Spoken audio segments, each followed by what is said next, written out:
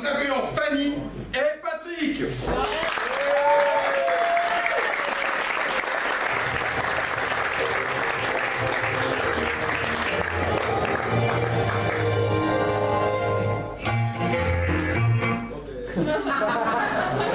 peux nous la refaire?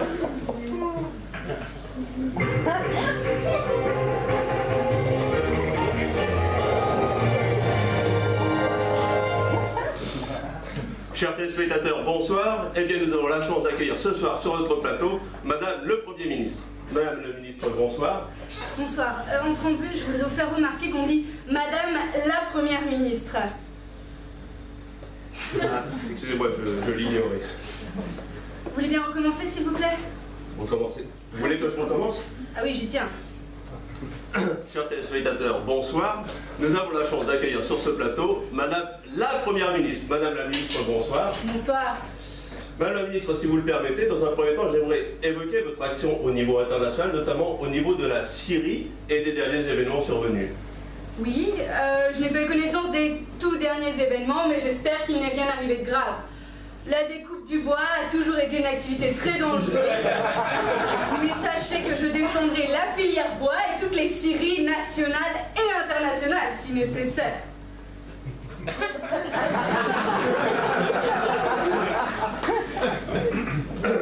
Madame la ministre, si vous le voulez bien, revenons en France. Et je voudrais parler des dernières élections dont on peut les qualifier d'échecs pour le parti que vous représentez.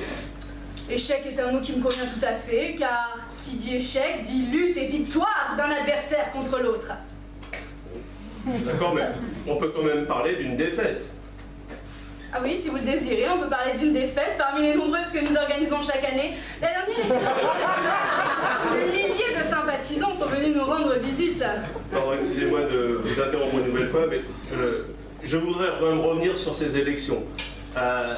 On peut quand même trouver que votre commentaire était quelque peu éteint. Face à l'éblouissante victoire de vos adversaires, on aurait pu s'attendre à des propos un peu plus éclairés sur ce résultat qui est somme toute assez sombre. Vous avez un problème d'éclairage, vous? La régie ne me signale pas de problème. Si vous le souhaitez, on peut augmenter ou baisser le niveau d'éclairage du plateau. Attendez, vous m'avez invité pour me parler de vos problèmes d'éclairage? Non, parce que je vous rappelle que je représente le gouvernement. J'ai des choses bien plus importantes à dire aux Français qui nous regardent. J'en suis convaincu. Et bien, si vous le souhaitez, nous passons au deuxième sujet, qui est attendu par un certain nombre de Français. Je veux parler de votre nouvelle réforme sur la durée hebdomadaire du travail que vous voulez passer à 50 heures, ce qui fait une durée de 10 heures. Alors non, pardon, mais absolument pas.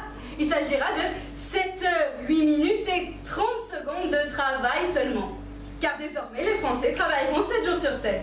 Bah oui. Après tout, si ça marche pour le McDo, ça doit marcher pour la France entière. Donc, vous voulez faire travailler les Français 7 jours sur 7, donc même le dimanche. Mais pourquoi le dimanche? Et pourquoi pas? Ben, si vous faites travailler les Français 7 jours sur 7, ça veut dire qu'ils vont travailler 7 jours d'affilée. Bravo, vous savez compter. Bon, j'étais à l'école. C'est une révélation. Ah, non, non, non. Mes voisins et ma famille sont déjà au courant. Moi aussi. Moi aussi. Vous êtes au courant? Non, moi aussi j'ai été à l'école. Vous faites bien de le préciser. Une école très prestigieuse. Vous voulez parler de l'école buissonnière, je présume? De l'école élémentaire Voltaire. La fameuse école élémentaire Voltaire. Eh bien, qu'y a-t-il de si étonnant? J'étais première de ma classe d'ailleurs. Vous ne portiez pas des couettes et une blouse rose? Si, et des chaussures aussi. Très intéressant votre interview. Aussi intéressante que moi-même je portais des lunettes noires et une écharpe rouge dans une école du même nom. Mais tu ne serais pas... Et toi? Au ciné! Ma Minette!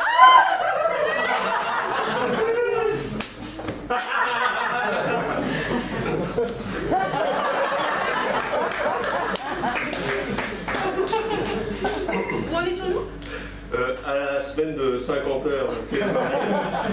Et aux 7 heures, 8 minutes et 30 secondes de travail quotidien.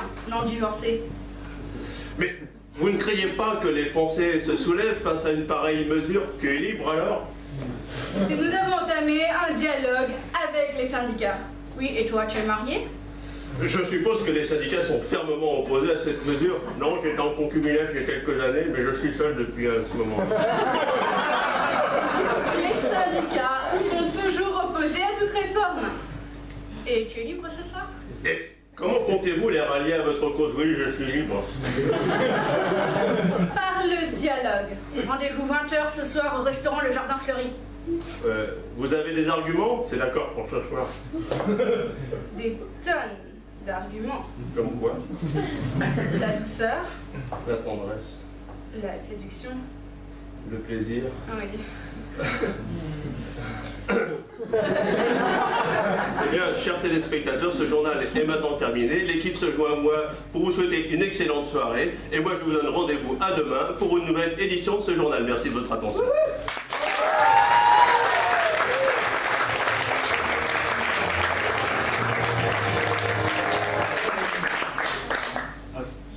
Tiens, là est mon désir. Oh oui, prends-moi comme bête.